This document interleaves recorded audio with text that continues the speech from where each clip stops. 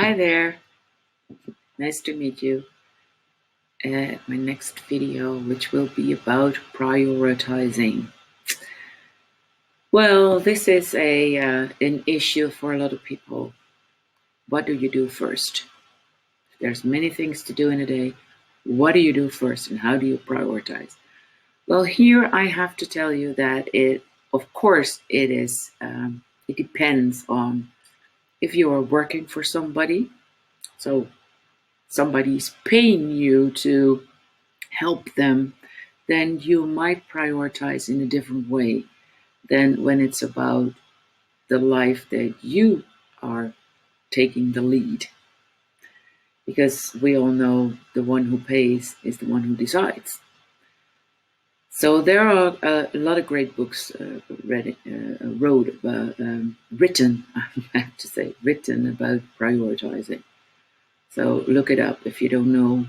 Stephen Covey, First Things First, when he talks about his quadrants, about what is important and what is urgent and whatever. So that's prioritizing work. And if you are a procrastinator, it doesn't have to apply to work only. I mean, like, if you need to talk to the tax, how do you call that? These people who are dealing with taxes and stuff. You need to talk to them. It can be something that you procrastinate because it could be hard to find the right people. And when you finally talk to them, they don't know anything about your file or whatever. Well, you've been there, you know what I mean.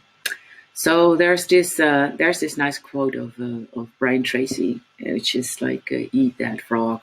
That means that, well, if you have to eat a frog, you can imagine it's gross, really. But if you have to do it, best you do in the morning, because after that you can brush your teeth and do whatever you want to do. That could be a thing. That's really interesting. So instead of dragging about something, you just do it first thing and then you're done with it. Anyway, prioritizing, it's very interesting and interesting because I also talked about this in the video about put yourself first. Well, this has to do with that. I put myself first. I prioritize myself. So that means that before 11 in the morning, I'm not available. Just not. Just setting boundaries. I make a different video about that also. But yeah, prioritizing yourself. So before 11, I'm not available. And of course, it's not that rigid. I mean, sometimes you have to be available. I mean, sometimes my dentist wants to, well, have an appointment. I need to have an appointment at the dentist or the doctor at 9 or 10. If I don't have to, I always choose for the afternoon. But sometimes, well, you just have to, and that's okay. So this is like here the 80-20% rule also applies here. Like in 80% of the cases, I put myself first and I prioritize myself and everything until 11. And then I do something else. And in 20% of the cases, I just accept. It's also about accepting that, okay, you don't have any other choices in this case. So anyway, prioritizing, it's all about what you find important enough, not what somebody else finds important. So think about that.